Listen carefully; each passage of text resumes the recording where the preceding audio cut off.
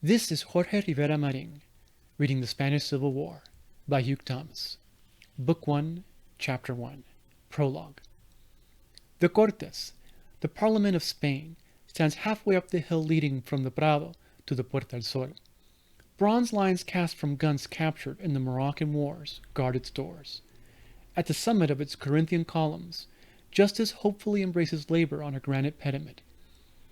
On 16 June 1936, this classical building was the center of all Spain. Over 5 years had then passed since King Alfonso XIII had abandoned the Spanish throne. To avoid, as he put it, perhaps exaggerating his importance in the minds of his people, the disaster of a civil war. These had been 5 years of parliamentary activity. Before the king left, there had been 8 years, from 1923 till 1931, when, most of the time under the amiable military dictator General Primo de Rivera, the Cortes had been deserted. Now, in June 1936, constitutional life in Spain seemed likely to be destroyed. An anxious group of middle-class liberals were gathered on the blue government bench at the front of the semicircular debating chamber. Honest and intelligent men, they and their followers hated violence. They admired the pleasing, democratic ways of Britain, France, and America. In both this hatred and this admiration, they were, however, unusual among Spaniards of their time, isolated even among the 400 other deputies sitting or standing around and above them, as best they could, in the crowded debating chamber. Yet the men of this government had a fanaticism of their own, hardly typical of the practical-minded countries which they desired to reproduce in Spain. Observe, for example, the Prime Minister, Santiago Casares Quiroga. A rich man from Galicia in the northwest of Spain, he had spent much of his life calling for home rule for his own poor province, although the only advantage the Gallegos could have gained from this would have been a better rail service. Although Casares seemed to act according to liberal Wilsonian principles formulated beyond the Pyrenees, no one could have been more Spanish. He was a passionate liberal when the rise of organized labor caused liberalism to seem as anachronistic as feudalism. Yet since there had not been in Spain a successful middle-class revolution on the model of that of France in 1789, one can hardly blame Casares and his friends for their attitude. In the early years of the Republic, in 1931 and 1932, the eyes of Casares Quiroga, then Minister of the Interior, had appeared, to both friends and enemies, to burn in his small head like those of Saint Just. Now they were marked by a strange, ironic optimism, only explicable as a symptom of the tuberculosis from which he was already suffering. The nature of the crisis in Spain was described on 16 June 1936 by Gil Robles, the sleek, fat, and almost bald, but still young, leader of the Spanish Catholic Party, the CEDA, the Confederación Española de Derechas Autónomas. His party was conservative and Catholic, and it included those who wanted to restore a monarchy as well as those who desired a Christian democratic republic. Some in the CEDA, particularly the youth movement, the JAP, the Juventud de Acción Popular, were almost fascists, and some admired Dollfuss' corporate Austria. Gil Robles was eloquent and able, but hesitant and devious. He was as hated by monarchists and fascists as he was by socialists. Yet he had created the first middle-class Spanish mass party. Now he recalled that the government had had, since the elections in February, exceptional powers, including press censorship and the suspension of constitutional guarantees. Nevertheless, during those 4 months, 160 churches, he said, had been burned to the ground. There had been 269 political murders and 1,287 assaults of varying seriousness. 69 political centers had been wrecked, and there had been 113 general strikes and 228 partial strikes, while 10 newspaper offices had been sacked. Let us not deceive ourselves, concluded Gil Robles. A country can live under a monarchy or a republic, with a parliamentary or a presidential system, under communism or fascism, but it cannot live in anarchy. Now, alas, Spain is in anarchy, and we are today present at the funeral of democracy. Angry cries broke out from all over the chamber, some in agreement, some in dissent. The conditions of the country and the regime were as grave as Hugh Robles suggested, even if the figures seemed suspiciously precise, and even if some of the disorder caused was the work of the right. The building of El Ideal, a right-wing newspaper in Granada, had been apparently burned by young men of the upper class, and there was other provocation. In addition to the violence, men at both extremes of the political spectrum were being drilled for fighting as military formations. All out on Sunday was an instruction by a score of political leaders. Neither Casares Quiroga nor Hugh Robles, representing groups which had been prominent in the history of the Second Republic, could control events. Both, indeed, were sustained in the Cortes by votes of deputies whose aims were different from their own. The elections of the preceding February had been contested by two alliances, the Popular Front and the National Front. Besides the liberals like Casares, the former had consisted of the large Socialist Party, the small Communist Party, and the other working class groups. Behind the Socialist Party there was the powerful trade union, the UGT, the Unión General de Trabajadores, one of the best organized worker movements in Europe. The National Front consisted not only of the CEDA, but also of monarchists, agrarians representing the large landowners of the South and Center, and some other right-wing parties. It was the political front for all the forces of Old Spain, the army, as well as the church and the bourgeoisie. The Popular Front had gained the day in February 1936, though. By the Spanish electoral law, their majority of seats in the Cortes was greater than their total votes cast would have entitled them under a strict system of proportional representation. Now, all the parties which had shared in the electoral alliance took part in the government. Indeed, the government was composed of liberal Republicans, while depended for its majority upon the working class parties. This is never a recipe for a strong government. It was peculiarly unhappy in Spain in 1936, when the latter were already in a perpetual state of revolutionary effervescence, and, apart from those who cooperated with the democratic system so far as to contest seats in the Cortes, there remained, outside, the great army of nearly 2 million anarchist workers, chiefly in Andalusia or Barcelona, organized in the CNT, the Confederación Nacional de Trabajo, and directed by a secret society, the FAI, the Federación Anarquista Ibérica. This huge, self-absorbed, and passionate movement, already throbbing like a great city at war, despised the progressive government of Casares Quiroga as much as it had in the past hated the governments of the right. Then there was the army. Who in that early summer in Madrid had not heard rumors of plots by generals to establish order or even a military dictatorship? Indeed, after Hugh Robles had finished speaking in the Cortes, a socialist deputy declared that the churches were being burned by agents provocateurs to justify such a rebellion. The socialists were divided. Some were reformists. Some were intellectual Fabians. A few were revolutionaries.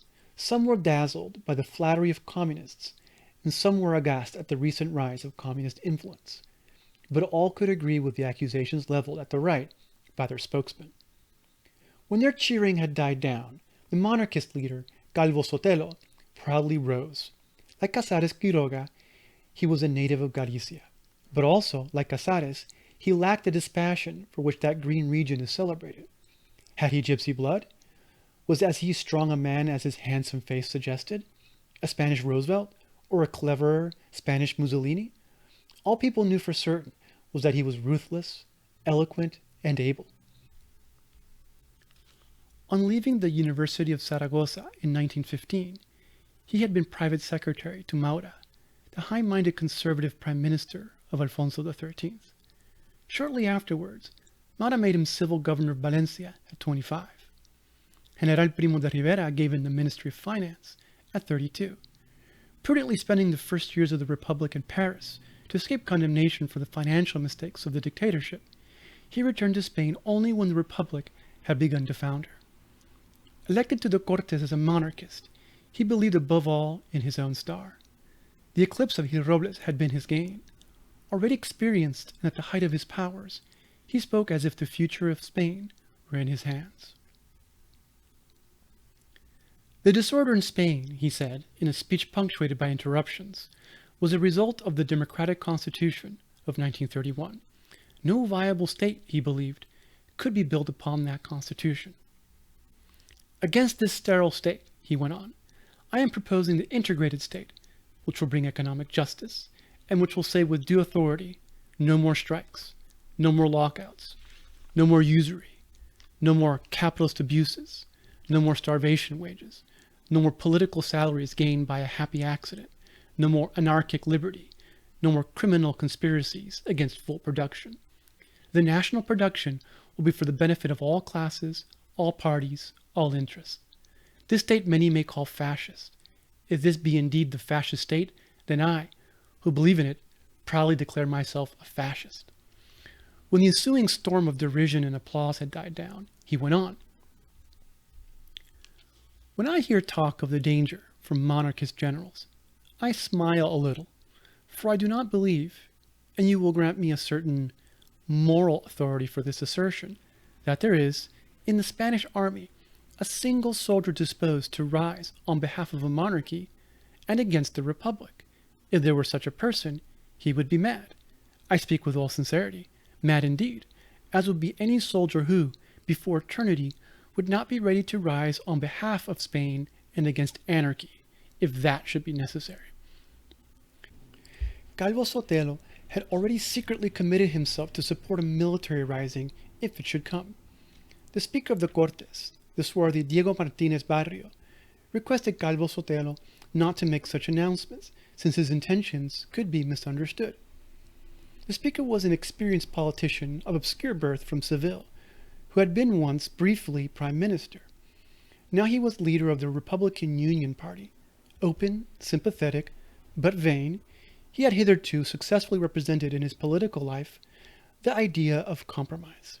This was so rare in Spanish affairs that his enemies attributed his rise to his occult power as a Freemason of the 33rd grade.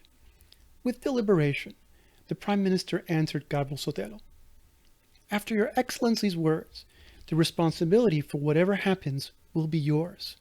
You come here today with two aims only: to condemn Parliament as impotent and to inflame the army, trying to detach units from their loyalty to the Republic.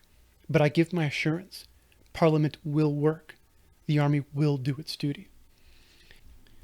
The most famous Spanish communist, Dolores Ibarruri, known as La Pasionaria, the Passion Flower, spoke next, always dressed in black, with a grave but fanatical face which caused the masses who listened to her speeches to suppose her a revolutionary saint. She was now 40. Years before, as a girl, she had been a devout Catholic. In those days she had wandered from village to village in the Basque provinces, selling, according to one account, sardines from a great tray which she bore on her head. But Dolores la Sardinera married a miner from Asturias, one of the founders of the Socialist Party in northern Spain. Personal tragedies accumulated. 3 of her daughters died in infancy, against a harsh background of struggle. She transferred her devotion from the Virgin of Borgoña to the prophet of the British Museum reading room. The right spread rumors that she had once cut a priest's throat with her own teeth. She was to become a great orator and was already an artist in words and timing. But her personality was less strong than it publicly appeared, and her enemies on the Trotskyite left explained the success of her oratory as attributable to secret Svengali sent from Moscow. She was nevertheless a simple, direct, and powerful woman who had been to prison many times, 3 times under the Republic, and twice to Moscow, too. In the Cortes, she stood out as the only striking leader in the small, if growing, Spanish Communist Party. There were only 17 communist deputies, all unknown and ignorant in the view of Indalecio Prieto, a socialist moderate, and, outside, the party had 130,000 members at most.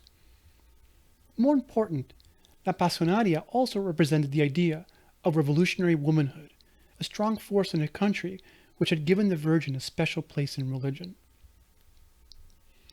As long ago as 1909, women in Barcelona had been the most eloquent, daring, and violent among the strikers, church burners, and looters of nunneries. When La Pasionaria spoke in the Cortes on 16 June, she dismissed the fascists of Spain as gangsters. But was there not a fascist international, directed from Berlin and Rome, which had already designated a day of reckoning in Spain? A Catalan businessman, Juan Ventosa, next expressed his alarm at the apparent optimism of the Prime Minister. Ventosa, twice finance minister under the king, had been in politics for many years, and was the political lieutenant of Francisco Cambó, the great financier of Barcelona and one of the richest men in Spain. It was said that Cambó's wealth had already been transferred abroad. The question was it wiser, from the point of view of the flight of capital, to seem hopeful or concerned? The government could never decide. Joaquín Marín, the leader of the rebel communist party known as the POUM, the Partido Obrero de Unificación Marxista, announced next that there existed already a pre-fascist situation in the country. Then Calvo Sotelo rose once more to answer the prime minister. "My shoulders are broad," he said. "I do not shun, indeed I accept with pleasure the responsibility for what I do." I recall the answer given by St. Dominic of Silos to a Spanish king. "Sire, my life you may take from me, but more you cannot take. Is not indeed better to perish gloriously than to live in contempt?" But I, in turn, bid the prime minister to reckon up to his responsibilities, if not before God, since he is an atheist, at least before his conscience, inasmuch as he is a man of honor. He spoke then of the roles of Kerensky and Karolyi in delivering Russia and Hungary over to communist revolution. "My honorable friend will not be a Kerensky, since he is not unconscious of what he is doing. He possesses full knowledge of what he conceals and of what he thinks. God grant that he will never be compared with Karolyi, the conscious betrayer of 1,000-year civilization." Calvo Sotelo sat down. As he did so, shouts and applause rang through the chamber. "That's your last speech," La Pasionaria is supposed to have shouted. The reverberations of this debate, with its threats and warnings, echoed all over Spain. They found their way to the president, Manuel Azaña, the embodiment of the Republic, gloomily watching the collapse of his hopes from the rich loneliness of the national palace. They found their way to those generals who for so long had been employing their ample leisure with tactical schemes for a military rising against the government. They reached, too, José Antonio Primo de Rivera, son of the old dictator and leader of the Spanish fascists, the Falange, in his prison in the port of Alicante, whither he had been vainly sent on a trivial charge, virtually as a hostage for the good behavior of his followers. They reached to that other group of Spaniards whose aspiration lay outside the Cortes, the anarchists. They found their way to most of the 24 million people who then formed the population of Spain. The questions in every mind as the summer mounted, as the bullfight season retained its meridian, were: how long will this go on? Will there be a revolution? And could it be war? For while there had been no civil wars in most of Europe since the 17th century, Spain, the one major European country to have kept out of the Great War, had fallen back into confrontiers 3 times in the previous century.